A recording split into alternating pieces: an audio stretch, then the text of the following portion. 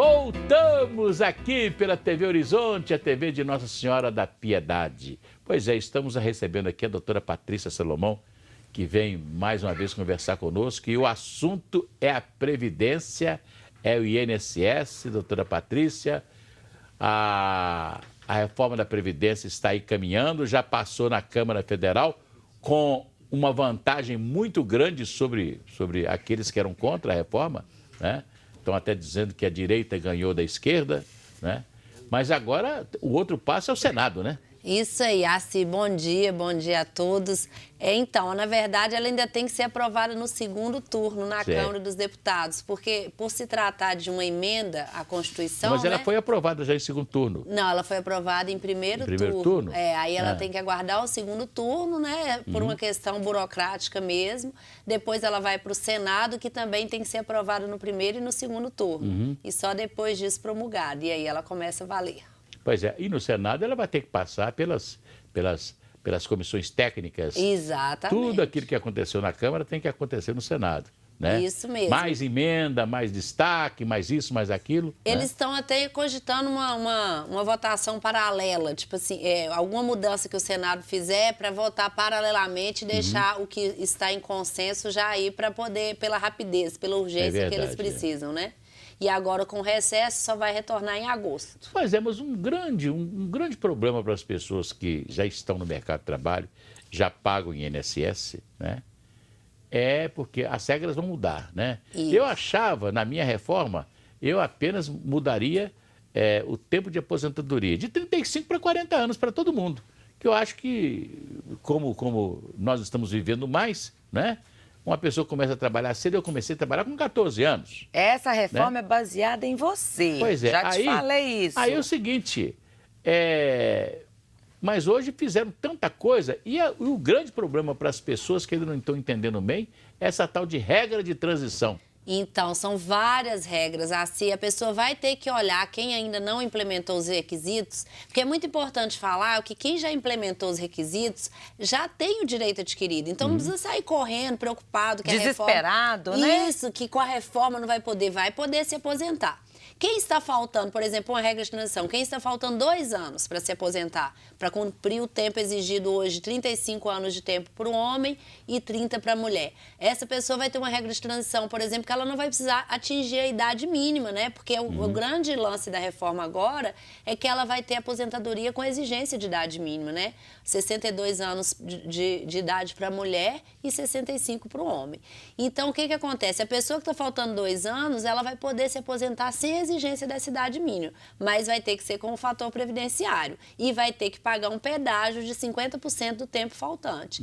Então, são várias regras de transição. Tem aquela que soma o tempo, né, o tempo de contribuição com a idade. Então, e aí tem que olhar o ano que a pessoa vai implementando. Então, são várias regrinhas que vale a pena a pessoa olhar. Se eu já estivesse nessa condição, eu ia contratar a doutora Patrícia Salomão para resolver o meu problema, porque vai ser é mais complicado, tem que ser um advogado mesmo, viu? Vai ser importante fazer o planejamento, exatamente por isso, porque a regra de transição não vai ser tão simples assim, a pessoa avaliar qual que é o melhor caminho.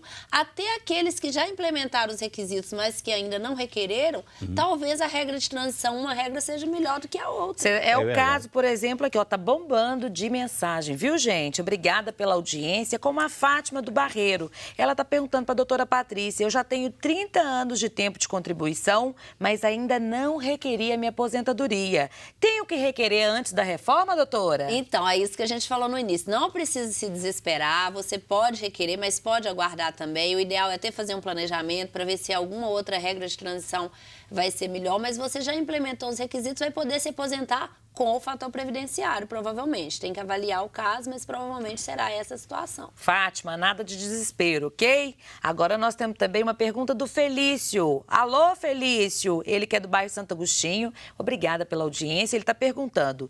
Eu já tenho 15 anos de tempo de contribuição, mas faço 65 anos de idade em dezembro e já poderia me aposentar por idade. Doutora Patrícia, a reforma vai me prejudicar? É outra regra de transição, que o Assi se falando. Essa é a transição da aposentadoria por idade, que hoje é exigido 65 anos de idade para o homem, 60 para a mulher e 15 anos, né, de carência, que é como se fosse o tempo de contribuição. Nesse caso dele, ele não precisa se preocupar. Se ele fazendo 60 anos esse ano e completando os 15 anos, ele vai poder se aposentar mesmo depois de aprovada a reforma. Mas olhando o fator previdenciário.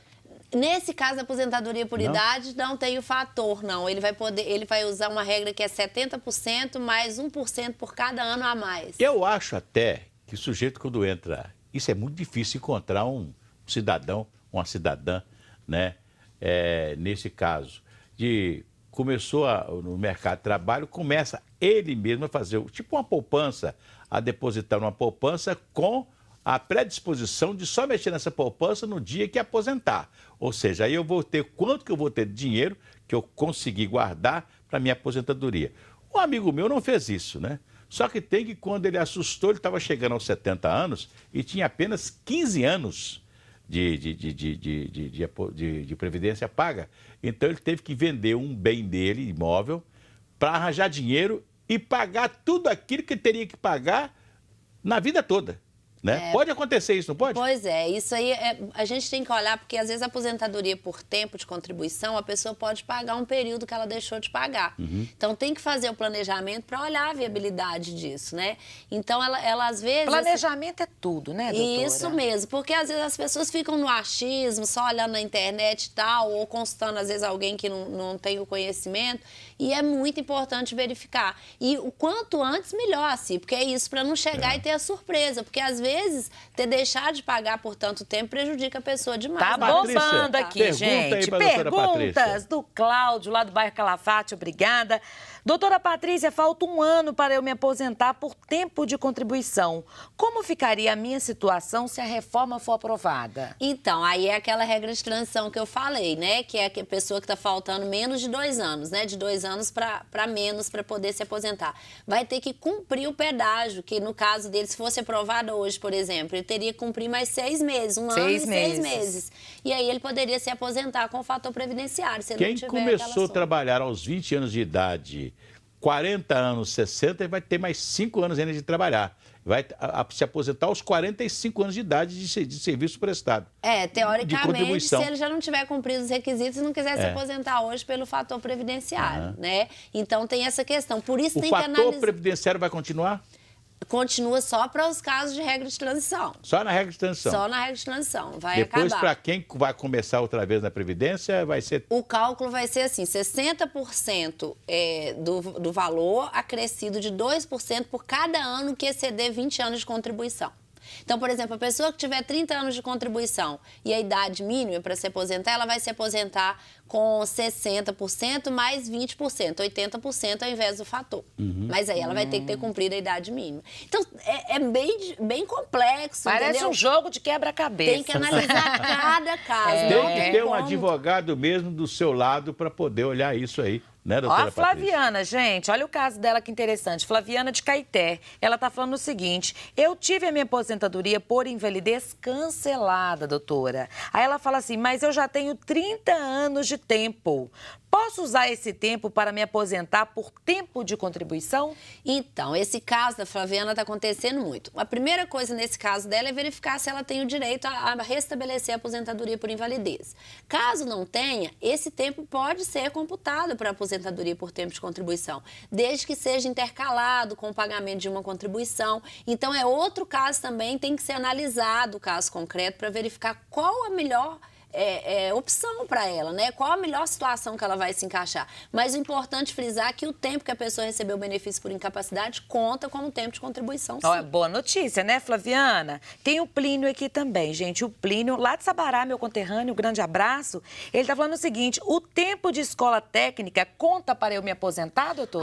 É outra pergunta também importante. Isso aí o planejamento vê. O tempo de escola técnica, via de regra, conta sim. A pessoa tem que pegar a documentação na escola técnica que, né, apresenta lá uma certidão de tempo e ela vai usar isso para requerer o benefício dela. A Constituição de 88, ela privilegiou os trabalhadores, inclusive aquele, por exemplo, que entrou para o serviço público já com 35, 40 anos de idade, ele podendo levar o tempo dele de contribuição do INSS. para fazer o tempo de E ainda aposentadoria. hoje pode, ainda a verbação do E tempo. foi a partir da Constituição de 88 que essas coisas puderam ser feitas. E isso, assim, é muito importante. No planejamento mesmo, a gente olha isso, porque às vezes a pessoa leva um tempo que ela tem no serviço público, ou leva do INSS para o serviço público, ela faz essa troca aí e às vezes consegue um benefício melhor possível. Então a gente analisa muito essas questões de servidor público com o tempo que ele tem no INSS para averbar e conseguir a aposentadoria Mais melhor. pergunta, Patrícia? Bombando, gente. Meu telefone tá assim, ó. Deixa eu falar para você uma coisa. A Neuza, gente, é uma pergunta que várias pessoas devem ter também. Ela está perguntando para você, Patrícia, é possível pagar um período que fiquei sem contribuir com o INSS?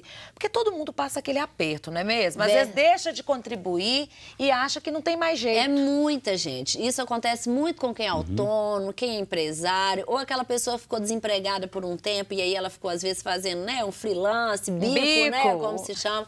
E ela vai deixando contribuir para lá. E, às vezes, ela considera que aquilo não é importante na hora, vai pagando as contas e vai deixando. Quando ela vê agora, se aproximando da idade, reforma sendo aprovada, e aí? Ela está faltando exatamente aquele tempo que ela deixou de contribuir. Aconteceu isso com um amigo meu, que eu incentivei ele pagar como autônomo. Então ele pagou um carnezinho, um ano, então ele pagou o carnezinho. Depois não pagou mais. Pagou mais, ele foi trabalhar em outro lugar e tal, e etc. Tal. Outro dia ele tentou aposentar-se, né? Mas aí estava lá nos arquivos do INSS aquele 1 ano de aposentadoria que ele interrompeu. Não é não? Então ele deixou de pagar até se empregar novamente e ter pois o pagamento regularizado. Agora a boa notícia, assim, é que via de regra pode pagar esse tempo. Tem que ser analisado também, né? Se tem o exercício da atividade remunerada. Nesse caso dele, que ele já deixou de pagar, então prova que ele estava exercendo atividade remunerada, ele estava em débito. Tem que avaliar qual o valor que vai pagar. Caso a caso, esse né? é um outro caso também que é preciso analisar para ver o que vai impactar, se vai valer a pena. Por exemplo, uma pessoa que paga para conseguir entrar na regra de transição é excelente. Ela paga, por exemplo, outro dia um caso lá no escritório, ele pagou 2 anos de retroativo, mas ele conseguiu ficar com 33 anos. Então, ele entra na regra de transição para não precisar cumprir a idade mínima para se aposentar. Então, tem várias situações que podem valer a pena. A regra de transição é aquela velha coisa do direito, né? Você não perde os seus direitos, você está com os direitos garantidos. Isso aí. Né? Então, você tem uma transição que, apesar de você não ter cumprido o requisito, você tem uma transição que te beneficia. Doutora, agora sobre a aposentadoria especial. O Juarez, alô Juarez, ele é de Igarapé, grande abraço. Ele está falando o seguinte, eu sou médico e tenho 25 anos de trabalho. Tenho direito à aposentadoria especial? Como que eu faço? Então, o médico, até 95, ele bastava a categoria como médico, já era enquadrado como especial. Então, ele já conseguia, até 95, ele se aposentaria com os 25 anos, né, tendo lá o CRM médico, pronto, já conseguia. Depois de 95, ele precisa comprovar que ele estava exposto aos agentes biológicos de forma contínua, né, do jeito que a lei exige. Né? Então, precisa comprovar isso através de PPP, através de laudo técnico, mas é possível sim, a gente tem pego esses casos no escritório e a pessoa tem que avaliar mesmo a situação, pregar a documentação, requerer no INSS se for indeferir e ir para a ação judicial. Mais uma pergunta da Ângela Alves. Alô, Ângela, obrigada pela audiência. Gostaria de saber o que pode mudar no LOAS. Recebo há 11 anos. Se puder me responder, ficarei grata. Responde para a Ângela. Então, segundo o projeto aprovado até agora, né, segundo a aprovação, eles não vão mexer nessa questão do LOAS. Vai continuar sendo 65 anos de idade, a pessoa tem que cumprir o requisito da renda, né? Ou, no caso, ou 65 anos de idade ou invalidez, seja homem ou mulher. E a renda mínima familiar, que pela lei é 25%, né? De um salário mínimo. Pouco, né? E aí, então, a pessoa tem que passar aqueles requisitos todos. Mas o LOAS, é importante dizer que ele vai continuar sendo pago, mas ele não é definitivo, ou seja, é um benefício assistencial. Então, se a pessoa deixa de preencher o requisito, ela perde o direito ao benefício. Então, muitos clientes ligam, mas e se eu passar a ganhar uma pensão? Não, aí o LOAS vai ser cancelado. Pois é, doutora Patrícia Salomão, acabou o nosso tempo. Que pena. Pois é, mas a senhora vai voltar aqui novamente porque o assunto Previdência é palpitante e precisa ser esclarecido. É a bola da vez. Gente, muito obrigado, Patrícia. Gratidão e alegria, E até amanhã. A gente volta aqui pela TV Horizonte, uma boa tarde.